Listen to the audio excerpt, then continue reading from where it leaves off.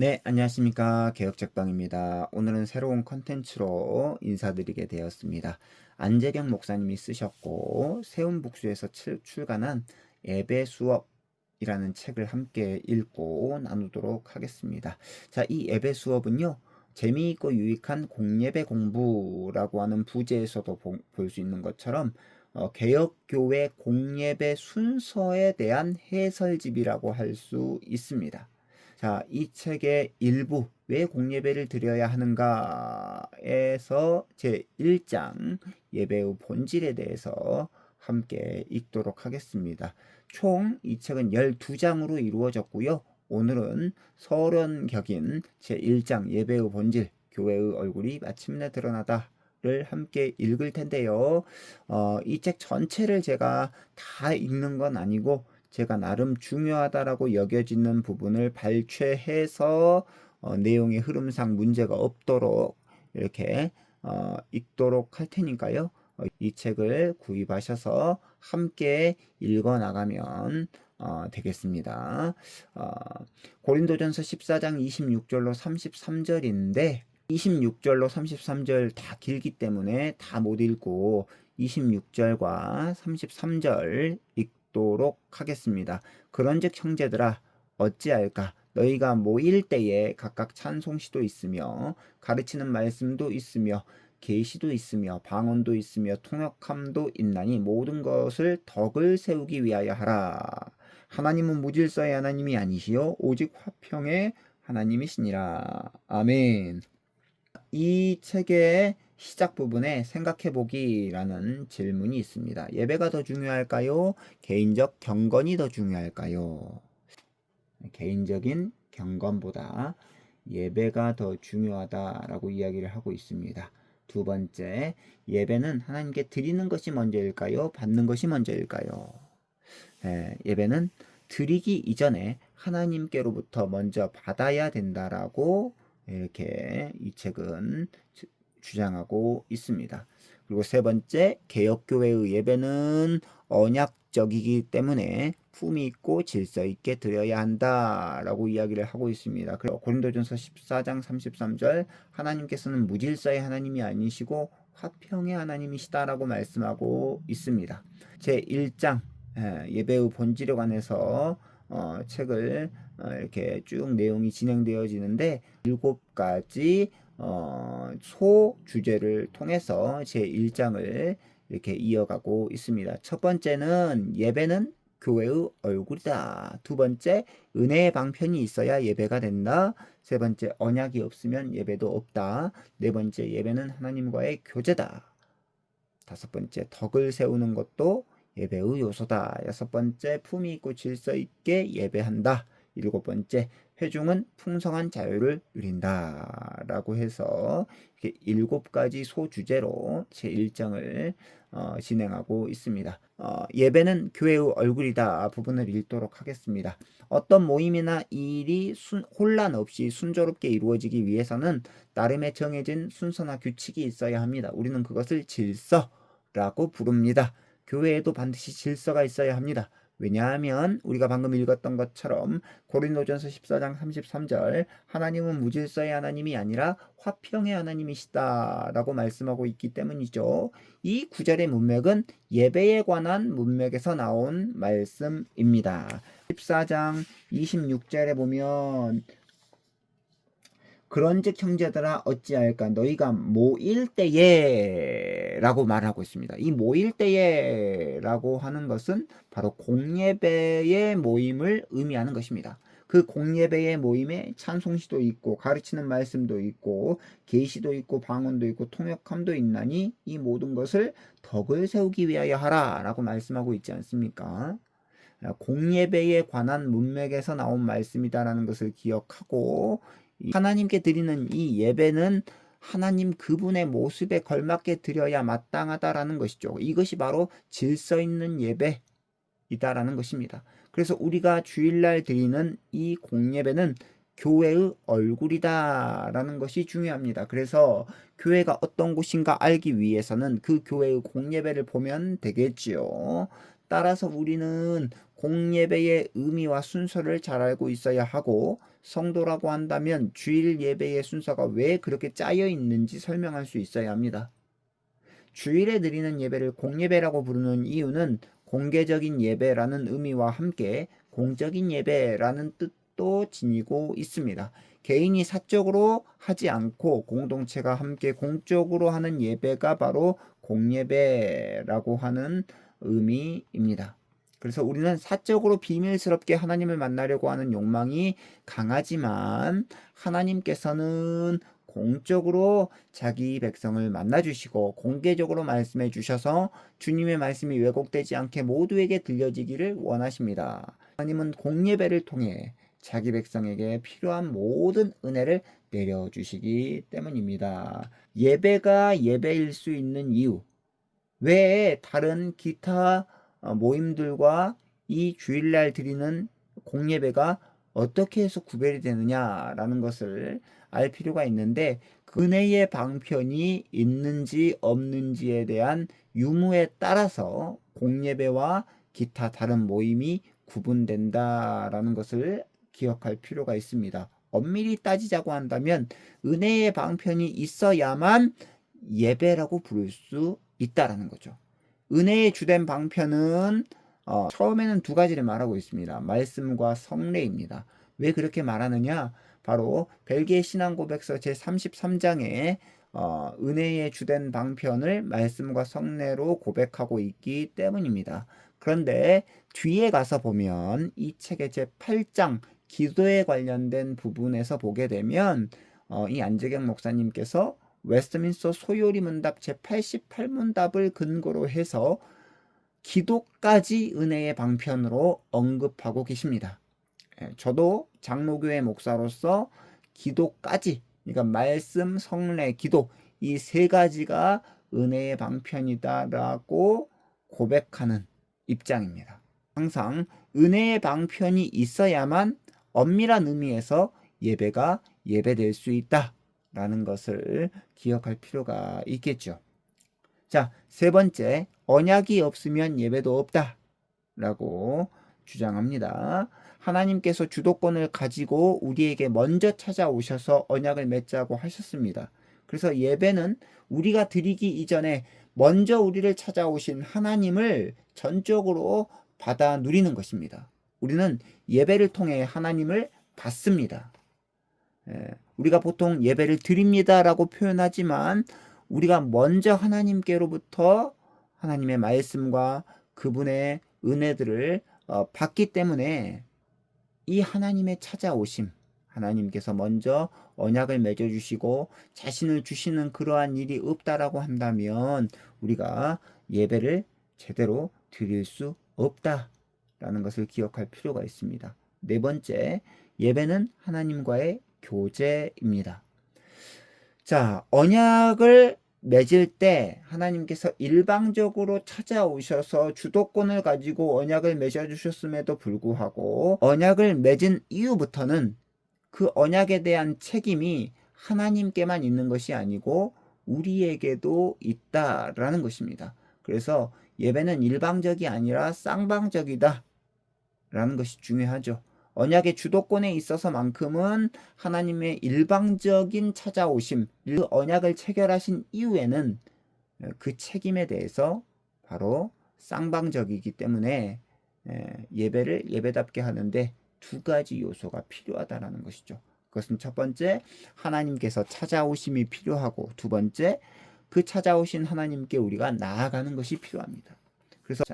그래서 예배 순서, 특별히 개혁교회 예배 순서 앞에 보시면 화살표로 이것을 표시하고 있습니다. 자, 화살표가 위에서 아래로 되어 있는 것은 하나님께서 자기 백성에게 자신을 주신다라는 의미를 가지고 있고 아래에서 위로 되어 있는 것은 우리가 하나님께 드리는 것을 의미합니다. 그래서 개혁교회 예배는 총 4가지 파트로 되어 있습니다. 하나님께서 부르십니다. 하나님께서 용서하십니다. 하나님께서 말씀하십니다. 하나님께서 보내십니다. 이 4가지 파트 가운데 이제 예배 순서가 쭉 들어있는데 첫 번째 하나님께서 부르십니다 라는 이 파트에는 예배의 부름, 기원, 그리고 신앙 고백, 찬송이 있습니다. 하나님께서 우리를 부르신다라는 것을 먼저 전제로 한 후에 우리가 하나님을 향해서 부르는 거예요. 그러니까 예배를 부른다라고 했을 때 그 주체는 우리가 부르는 것 같아 보이지만 먼저 하나님께서 우리를 부르시고 그 부르심이 전제된 후에 우리가 하나님을 부르는 것입니다. 그럴 때 하나님께서는 복의 인사, 기원, 그러니까 복을 우리에게 선포해 주시는 것이죠. 끝에 가서도 아시겠지만 강복 선언, 축도라고 하죠. 강복 선언으로 예배를 마치는데 그 강복 선언도 복을 선언하는 것입니다. 그러니까 기원도 마찬가지예요. 예배의 시작에서 기원, 하나님께서 복을 선언해 주시고 마지막 강복 선언, 축도를 통해서 복을 선언해 주십니다. 그러니까 예배는 복으로 시작해서 복으로 끝낸다라는 것을 알 수 있죠. 자, 그래서 하나님께서 부르십니다 라고 하는 이 첫 번째 파트는 예배의 부름, 기원, 사도신경으로 신앙을 고백하고 찬송을 부릅니다. 하나님께서 우리를 부르실 때 우리가 하나님을 부르는, 하나님께서 부르십니다 라고 하는 이 파트에 해당되는 것이고, 두 번째입니다.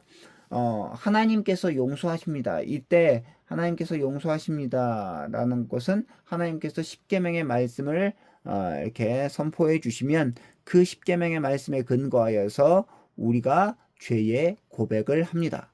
그러면 이 죄의 고백을 하면 하나님께서 하나님의 말씀으로 사죄 선언을 하시고 이 사죄 선언을 통해서 용서함을 받았다라는 것을 아는 주의 백성들이 기도와 감사 찬송으로 하나님께 다시 올려드립니다. 하나님께서 말씀해 주시고 그 말씀에 올려드리는 그런 위아래 구조로 이렇게 예배 순서가 정해져 있다라는 것을 기억할 필요가 있습니다. 세 번째, 하나님께서 말씀하십니다. 성경 봉독과 강설이 이에 해당하죠. 여기서 이 책은 조명을 위한 기도 그리고 응답 찬송이 들어있는데 이것을 조금 변형해 가지고 제가 심호하는 교회에서는 조명을 위한 기도는 목회 기도 때 하고 있고요. 응답 찬송, 하나님의 말씀, 하나님의 설교의 말씀을 듣고 난 이후에 응답 찬송은 봉헌 찬송으로 이렇게 대체하고 있습니다. 네 번째입니다. 하나님께서 보내십니다. 이것은 하나님께 드린다라고 하는 의미로서의 봉헌 찬송을 우리가 하게 되면 하나님께서 목사를 통해 복을 선언해 주십니다. 근데 목사가 복을 선언해 주는 게 아니고 하나님의 말씀으로 복을 선언해 주는 것입니다. 그래서 이렇게 네 번째까지 끝났고 다섯 번째는 덕을 세우는 것도 예배의 요소다라고 말씀하고 있습니다. 예배의 마침 부분에 교회 소식을 전하는 시간이 있는데 이것을 이제 성도의 교제라고 부릅니다. 이때 화살표의 방향은 위도 아니고 아래도 아닙니다. 수평입니다. 수평. 네. 그래서 예배 때는 성도들이 서로 주고받는 시간입니다. 예배에는 하나님과 성도의 관계만 있는 것이 아니라 성도와 성도의 관계도 있다는 것이 중요합니다. 26절에 덕을 세운다 라고 했는데 원문에는 세워준다 라고 기록되어 있습니다. 다른 말로 하면 개발한다 라는 뜻을 가지고 있는데요. 나를 개발하기 위한 것이 아니라 다른 사람들을 개발하기 위한 의미로 덕을 세운다 라고 말씀하고 있습니다. 하나님께서 성도들에게 주신 은사는 다른 성도들을 개발하고 세워주기 위한, 즉 덕을 세우기 위한 작업이다라는 것이 중요합니다. 그러니까 은사, 하나님께로부터 받은 이 선물은 개인의 유익과 자신의 영광을 내세우기 위해서 사용되어서는 안 되고 성도를 세우고 교회를 세우기 위한, 즉 덕을 세우기 위한 목적으로 아름답게 사용되어져야 한다라는 것이죠. 예배는 오직 하나님께 영광을 돌리는 시간인 동시에 서로의 덕을 세우는 시간이기도 합니다.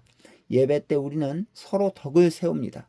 공예배 때는 모든 직분 사역의 의미가 실천되게 되는데 바로 성도를 세우고 성도가 서로 잘 소통하여서 한 사람도 고독 속에 홀로 있지 않도록 하기 위해 존재한다라는 것이죠.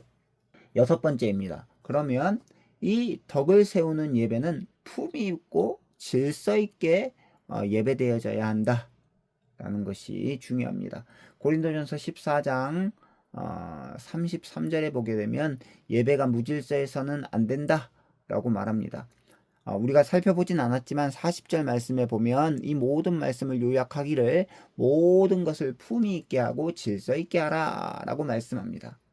로마서 13장 13절에 보게 되면 낮에와 같이 단정히 행하고 방탕하거나 술 취하지 말며 음란하거나 호색하지 말며 다투거나 시기하지 말며 라고 말씀하고 있는데, 이것은 예배의 품위가 성도의 단정한 삶으로 나타나야 된다라고 하는 의미입니다. 교회의 예배는 질서가 잘 갖추어져야 합니다. 무질서하면 안 된다라는 것이죠. 공예배에는 우리의 신앙 고백이 분명하게 담겨 있어야 합니다. 예배 순서, 특별히 공예배 순서에는 이러한 논리적인 흐름과 신앙 고백, 신학적인 흐름이 명확해야 된다라는 것이죠. 교회가 예배를 드릴 때 질서 없이, 품위 없이 예배 드린다라고 한다면 그 예배의 본질은 흐려질 수밖에 없다라는 것입니다. 질서 있고 품위 있게 드려지는 이 공예배를 통해서 회중이 풍성한 자유를 누릴 수 있다라는 것을 기억할 필요가 있습니다. 개혁교회 예배는 언약적이기 때문에 품위 있고 질서 있게 드리되 하나님과 그 백성이 자유롭게 교제를 즐긴다라는 것이 중요한 포인트입니다. 공예배를 통해서 어떻게 하면 하나님께 가장 크게 영광을 받으실지, 그리고 서로를 어떻게 크게 세우는지에 대한 고민이 예배자 모두에게 있어야 된다라는 것이 중요합니다. 그래서 오늘 이제 말씀을 요약하도록 하겠습니다. 예배는 교회의 어떠함을 드러내는 교회의 얼굴이다 라고 주장합니다. 공예배는 온 회중이 함께 모여야 하고 직분자가 예배를 인도하는 가운데 은혜의 방편이 분명하게 나타나야 합니다. 은혜의 방편이 없으면 예배가 예배일 수 없다라고 주장합니다.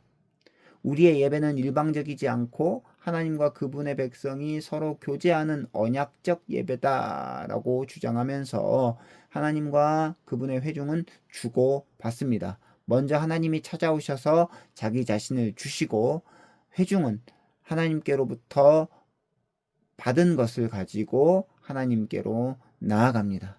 그래서 우리의 예배는 품위 있고 질서 있게 진행되어져야 하며 우리의 예배를 통해서 서로가 서로에게 덕을 세우면서 참된 자유를 누리는 것, 이게 중요하다라는 것이죠. 자, 그래서 오늘 우리가 제1장 예배의 본질에 대해서 우리가 함께 살펴보았고요. 다음 시간에는 두 번째 장으로 예배의 영광에 대해서 함께 살펴보도록 하겠습니다. 좋아요와 구독은 개혁책방에 큰 힘이 됩니다. 감사합니다. 안녕히 계십시오.